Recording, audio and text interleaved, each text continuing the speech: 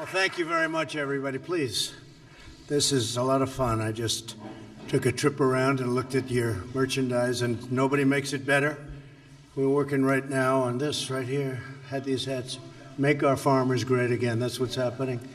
We're stopping the barriers to other countries. They send them in and take advantage of us, and we can't go the other way, and this is the way it's going to go. Make our farmers great again. So I just had them made up, and that's the way I feel. We'll give them to some of the farmers here. But I want to thank you and welcome everybody to the White House for the second annual Made in America Showcase. Made in America, Made in the USA. What do you like better? Huh? Made in the USA, Made in America? Both pretty good. Both pretty good. I remember when I was growing up, I'd see Made in America all over the place. A little bit Made in the USA, but Made in America. Everything had Made in America. And we're starting that again, and it's happening again, as you know. We're here today to celebrate the greatest products in the world, products made with American heart, American sweat, and American pride. We're thrilled to showcase incredible American-made goods from all 50 states. We have snowboards from Colorado. Where's the snowboard person? Those were nice snowboards. 10 years ago, I was perfect. Now, I don't know. I'm not such a beautiful job. Cowboy boots from Texas. Where's cowboy boots? I like those boots. I like those boots. Baseball bats from Pennsylvania. I used to play baseball. Good. Boats, cars, spaceship, you know about the spaceship. And in case you hadn't noticed, there's an F-35 stealth fighter outside, and it's beautiful, parked on the South Lawn. I guess getting it here, I know it didn't land on the South Lawn, but it's something very special. It's, can't see it. Where's Lockheed? Maryland, yeah. It's incredible.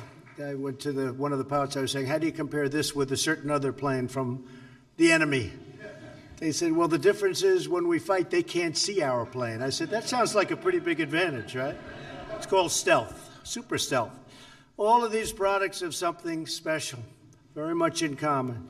A big, beautiful seal, and that's with the sign, in this case, Made in the USA. Also joining us today, and at the event is NASA Administrator Jim Bridenstine. Where's Jim? Jim, thank you. Jim, thank you. And Marilyn, thank you for being here from Lockheed Martin. After many years of decline, American manufacturing is coming back bigger and better and stronger than ever before. It's happening. We're in the midst of a great economic revival in the United States. We've added 3.7 million new jobs since the election, including more than 370,000 in manufacturing alone. Remember, during the campaign, they all said, oh, you're never going to add manufacturing jobs. That's obsolete, they would say. I said, it's obsolete? To make things is obsolete? I guess they were wrong, right? I guess they were wrong. We're adding a lot more. Almost 1 million workers discouraged by the policies of the previous administration and, frankly, other administrations have now returned to the workforce. New unemployment claims are at the lowest level in almost half a century. Think of that. The lowest level unemployment claims. That's a big one. Unemployment rates for Americans, for African Americans and Hispanics and Asians, Americans, all of us, lowest ever. These are the lowest levels for African Americans, for Hispanics, and for Asians ever recorded. Think of that, ever recorded. And women, unemployment recently reached the 65-year low. We think that's probably the lowest ever. But as I've been saying, in 2 weeks or 3 weeks, it will be. It'll be the lowest in history. Pretty bad when you say the lowest in 65 years. And I say that's not as good as history. So, but very shortly it will be. We'll be saying history. Manufacturing wages are expected to rise at the fastest rate in more than 17 years. And 95% of American manufacturers, which I love, that's what we love, is manufacturers, are optimistic about the future. That's the highest level ever recorded. 95%. We have achieved together in the last 18 months something that is totally unprecedented. For decades, the United States allowed other countries to steal our jobs, close our factories, and plunder our wealth. What was happening was horrible. I used to talk about it for 20 years in the private sector. I said, how did they let this happen? Little did I know I'd get my shot. That's what happened. And that's what's happening to us, because it's really been positive. Our leaders in Washington did nothing. They did nothing. They let our factories leave. They let our people lose their jobs, given to other jobs, workers in faraway lands. That's not free trade. That's fool's trade. That's stupid trade. And we don't do that kind of trade anymore. The European Union's been very tough on the United States, but they're coming in to see me on Wednesday. And we'll see if we can work something out. And otherwise, we'll have to do something with respect to the millions of cars that they send in every year. But maybe we can work something out. They're all coming in, the top people. We're talking to China, who had a $375 billion trade surplus last year with the United States. They were $375 billion, or looking at it differently, we had a $375 billion trade deficit. That's not good. And we're talking to China very seriously. We're talking to Mexico on NAFTA. And I think we're going to have something worked out. The new president, terrific person. I spoke to him at length on a call. Did a great job, got a tremendous vote. And they have a lot of confidence in him in Mexico, and that's good. But we're talking to them about doing something very dramatic, very positive for both countries. We're demanding fairness with the World Trade Organization. It's been a disaster for the United States, and we want fairness. We'd lose court cases. We always had a minority of judges. They gave us fewer judges than other countries had. And we'd lose cases. Nobody knew why. I said, I know why. Because you don't have judges from this country. You'd have a minority, 3-2, with 3 being on the other side. And we've started to do much better lately in winning cases. But America never waves the white flag. We only waved the red, white, and blue flag. The era of economic surrender for the United States is over. It's over. And you people have been really leading the charge. America is fighting back, and we're winning again. You know my story about winning. We're going to win so much, you'll get tired of winning. I don't think you're going to get tired. Throughout our history, our greatest leaders, Washington, Jefferson, Hamilton, Lincoln, McKinley. People don't know too much about McKinley. Take a look. It was an really incredible economic time for our country. People wanted to come in and take from our country. They had to pay for it. They had to pay for the privilege of taking from our country. We all understood that to be strong, and every one of them, our nation, that we really had to be a manufacturing nation. You have to be able to be a manufacturing nation. I'm very proud to say that our steel industry is coming back at a level that nobody thought possible. Factories are opening up all over. No matter where I'm going, they're saying, you know, we just opened up a steel plant that was closed for 5 years or 10 years or 20 years in some cases. U.S. Steel now is opening up 6 plants, and they're expanding in other plants. And we're very proud of that. But we were being dumped on. You know what that means? We're being dumped on. They were dumping all over this country. And now our steel industry is coming back. And you need a steel industry. That's not like a normal thing where you make even some of your products, which I love, but it's not steel. We need steel. We need it in case of an emergency of the wrong kind. My administration is reclaiming our proud manufacturing heritage because we are finally putting, again, America first. We're tearing down barriers to our exports, protecting our intellectual property, and defending our companies from unfair foreign trade practices, of which there are many. We're putting the trade cheaters on notice. No one rips off the United States of America anymore. It's happened too much for too long, and stopping. To give you a level playing field, we've cut record numbers of regulations. In the history of our country, nobody's cut more regulations than me, and I've only been here for less than 2 years. So I'm talking about 2 years, 4 years, 16 years, 8 years. Doesn't matter how long they're here. We've cut more regulations than any other president, and we've just been here for shorter than 2 years. We passed the biggest tax cut and reform in American history.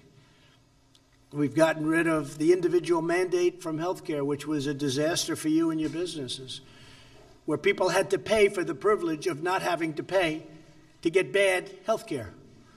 Sounds complicated, but it's actually pretty basic. You pay for not having to buy. And a lot of people wondered about that one. That's gone. That's a big thing. That's gone. That was the most unpopular element of Obamacare, and Obamacare is very rapidly fading away. We had it done, but we missed it by one vote. Somebody changed their mind in the middle of the evening. Wonder who that was. But just one of those things, but we're very far progressed, and we're now opening up health care policies and making it possible for people to buy great health care at a low cost. And we're very proud of that. And it's opened. Secretary of Labor Acosta has done an incredible job. And Secretary Azar is in the process of doing something that's going to be very big. And all of you people will be big beneficiaries of that in the business world also. Since our tax cuts were passed, more than 6 million Americans have received a bonus or a pay raise, in some cases a very substantial bonus, and they're really liking it. Creating over $7 trillion of worth for our country. We vaulted up to a very strong #1 position. We're the largest in the world, largest economy in the world, by a lot more than when I took over the presidency. Small businesses can now deduct 20% of their business income, and manufacturers can now immediately deduct every penny spent on new equipment. You never thought you were going to see that? So you go out and buy new equipment, or if you're selling equipment, that's even better, because I know a lot of you folks make the equipment. A one-year deal, think of it, expensing, 1 year expensing. Did you ever think you were going to see that? And people are buying. They're buying in record numbers. As a result of our tax cuts and in the bill itself, $300 billion in foreign profits have been brought back home to America where it belongs. In the first quarter of this year alone, Apple is spending $350 billion on new plants and an incredible campus. And many other companies are doing the same. Maryland, I think Lockheed Martin is doing a big investment, I heard just the other day, very big investment. Every time a new factory opens, every time jobs are returned to our shores, every time we buy a product made by our own American neighbors, we are renewing the bonds of love and loyalty that link us all together as Americans. There's tremendous spirit in our country right now. Sometimes you don't see it, but there is. And you're producers. You produce like nobody else. And the spirit is incredible. Esprit de corps. Today we declare a simple truth. It matters where something is made. It matters to me. You know, I'd hear the globalists talking about, like, it's okay to close a car factory or a car plant in Michigan, and it's okay to move that plant to Mexico and hire different workers and fire everybody in Michigan, but it's not okay for me.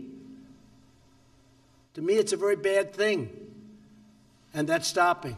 Plants are moving back to Michigan, and they're moving back in big numbers, and they're moving back to Ohio, coming into Iowa in a lot of different ways, and ethanol, as you know, is taking on whole new leaps and bounds.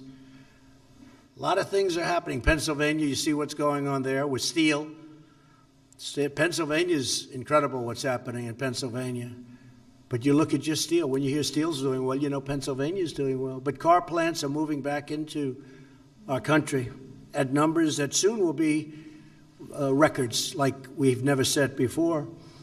The more we make things in America, the stronger America becomes. That's why we will always live by two crucial rules: buy American and hire American. These principles gave rise to centuries of American prosperity, from Ford's Model T to the F-150 that I just saw, which was beautiful, from the Wright brothers to that beautiful Orion space capsule. On the South Lawn, you have the space capsule, and every part is made right here in America. That was my first question. And NASA is, as you know, is really in a position that it hasn't been in decades. People are excited about it. And for some reason, I just told the guys, for some reason, rich people love rockets. They love them. I said, let them spend. We'll lease them the pad.